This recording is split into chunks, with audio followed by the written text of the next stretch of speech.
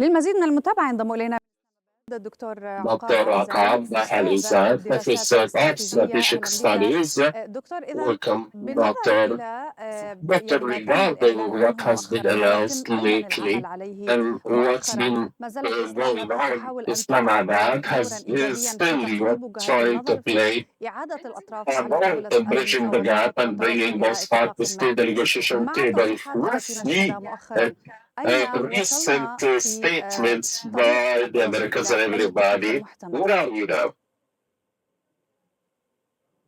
Okay, so what so far has happened is that Iran and Oman have come to the conclusion, close to the conclusion and settlement of an interim deal. This is not the MOU, this is technical talks between Oman and Iran about who takes responsibility for what part of the Hormuz Strait. It's a technical issue, it's a management of that. In this agreement, however, Iran and Oman have agreed on certain protocols. That is, shipping that is coming into the Gulf would be controlled by Iran, and shipping that is going out of the Gulf would be controlled by Oman. Now, fundamentally, that's generally what tended to happen. But what is more important is that I think there's one stipulation which is yet to be finalized, I think, an agreement that there would be no fees paid, no obligatory or mandatory fees paid to Iran. Now, that's where the issue lies as far as the United States is concerned as well, that there should be no fees paid. So we're coming to a point, but the actual finalization hasn't happened yet. This is in process, it's coming to the end.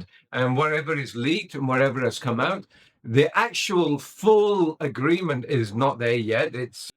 It's not been published, so nobody really knows. But the evidence that is coming out is to indicate that Iran may not be taking fees right now.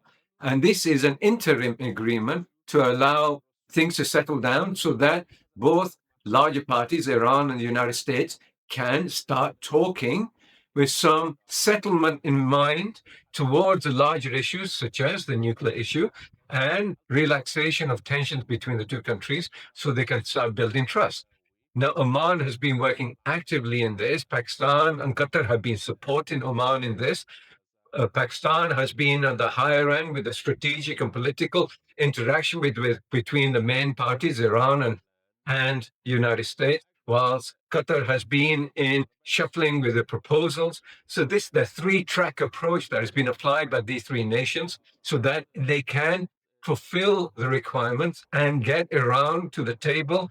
And there's a certain degree of optimism, yet, even as we speak, Iran has also warned that if the United States attacks its infrastructure, Iran will do the same to the Gulf countries. And that is an overt warning indicating that if there's any such attack, there would be a reprisal on the Gulf, and the Gulf countries are therefore pushing Washington to hold back, which is very important because they don't want to suffer the problems that are being created from external actors such as the United States. They would suffer in the region when they don't feel that they're responsible for it. So Dr. Alizai, the Senate said that there are also other parties involved in order to reach final agreements. And Pakistan is playing right now in order to pressure partners or at least to agree on what has been accomplished so far. So this is what I'm saying. So Pakistan has been pushing this. Pakistan, you see, there are three different things. You don't duplicate effort by all parties trying to push for the same thing. You work on different levels. This is what Pakistan has been doing, working with Oman and Qatar on different levels, negotiating with the different Arab Gulf states, for example, Kuwait and Saudi Arabia and UAE and other countries that may be involved. As a result, trying to get them all on board so that they can start really talking and working towards some final settlement eventually once this particular interim agreement comes, because this is the sticking point as far as the United States is concerned. This is where the bombing is happening. And one of the reasons why the bombing is happening, because the United States doesn't want Iran to have complete control over the Hormuz Strait. So this is a division of labor between Oman and Iran, which is which are the two countries that border the Hormuz Strait and encompass it at the smallest point, at the shortest point. So it is a matter of coming together. There is immense pressure on Oman in that respect as well from the United States. Pakistan has been pushing all parties and the United States to make sure that we continue on this track and try to push away from violent actions and any conflagration of violence, meaning American attacks and then reprisal by Iran, and the shipping can start to flow again, which would be what the world wants. هل هذا يعني بأن الأمر يتعلق بالاتفاق بين الولايات المتحدة Saying الأمريكية that وإيران it's ولكنه all about لن reaching يكون an دون أن agreement يكون between هناك Iran and the الدول USA. However, that's not going المتضررة to من happen هذا without the التصعيد help from the المستمر. countries that have been hurt by this continuous escalation. That's right. That's right. It's not going to happen. But the countries that are being affected directly do not want additional violence, do they? They want a peace agreement, but they're not the ones who are going to make the agreement. They can only apply a certain degree of leverage and pressure on both parties. And particularly, they can't apply pressure on Iran. They can apply pressure in the circles within the Oval Office in the United States, in Washington, D.C., in the White House. They can apply pressure and looking at what can happen afterwards, because that relationship matters to the United States and the relationships matter to the Gulf states. It does matter how they interact with each other, because the long-term effect of this could be very negative for the United States even more. If the Gulf countries turn away from the United States, what would happen then? This would be a complete abandonment as far as the United States is concerned. It would be a complete disaster for them. So there is some pressure that they can apply. And I think this is very important. And Pakistan being the main mediator, it is the one that's channeling things the way it can and try to organize with all the different parties to make sure there's an overall picture, an overall pressure coming from one side. And Pakistan has to do this. There's no choice in it. I think all the countries want this. Even Iran wants this, but Iran has stipulated that there are further attacks on Iran, especially on its infrastructure and civilian infrastructure, then they will have reprisals. And unfortunately, it's the Gulf states that will suffer more then. And the energy infrastructure will suffer. And that would be disastrous for the whole world. نعم.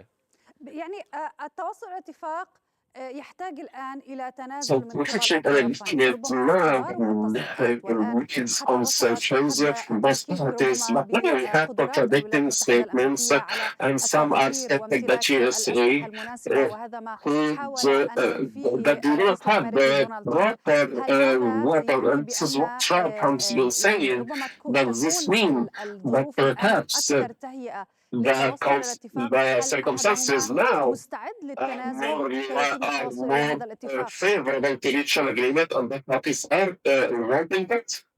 Yes, obviously. I mean, look, we're coming to a step-by-step process. What happened in the MOU, it was rushed. The MOU, original MOU, about 6 weeks ago approximately, was rushed. And it was rushed for the signing because people just wanted to stop. But there were a lot of inadequacies in that. The detail was missing. And this is what Iran and Oman have been doing, Pakistan and Qatar have been doing, and the Arab states have been doing, is that they're trying to make sure there is more detail to any particular agreement. And remember, this agreement is between Iran and Oman, which would set the course for some form of talks between Iran and the United States. And the mediators are going to be pushing for this. But that doesn't mean there's going to be some peace straight away from this. This is a step towards something bigger. And that's where I need to work towards. We don't want rush. When you rush, you will be coming back to the same place again, and the violence may start. And it may give opportunity for extra regional actors or other actors that want to spoil it. And that's one of the things that nobody wants. I think more importantly than that, remember, this is not the final agreement. This is not the final peace agreement. This will be a stepping stone to something that can make that possible.